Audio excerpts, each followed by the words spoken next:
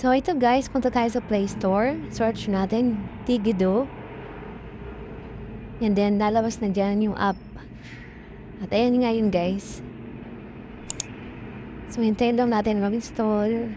And then andito na sa mismong app ng Digido. Then tinry ko nga palagyan yung 10K. Nakalagay dito guys is up to 25,000. Pwede ka mag-loan. So yun guys, tinite ko lang yung number ko. And then may iti-text sa inyo na OTP. Hintayin nyo lang yung text message. And then, type nyo lang yung OTP na tinext sa inyo. And then, mapuproceed na tayo dito sa pag-fill up or fill out ng form nila. So, ayan, agree lang.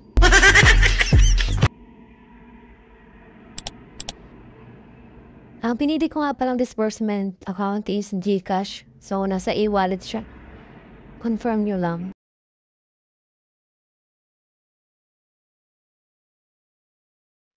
So, next guys, mag-upload tayo ng ating selfie.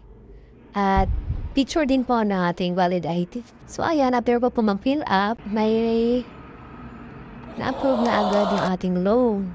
So, yun nga lang, yung 10,000 is 3K lang po yung na-approve sa atin. Yung 3K nga pala guys is naging 2,950. So, may bawas siya na 50 pesos. So, okay lang naman. So, as a first time po dito sa Digido, okay na po sa akin yun. Yung 3K. So, guys, hindi ko nga pala nabanggit sa aking video na as a first timer sa pag-loan sa Digido is 7 days lang po muna yung ating term or loan term sa Digido. So, kailangan po mabayaran po natin ang ating loan on or before 7 days para po makaulit po ulit tayo kay Digido or sa iba pang loan app na uutangan natin. So, yun lang po. Maraming salamat.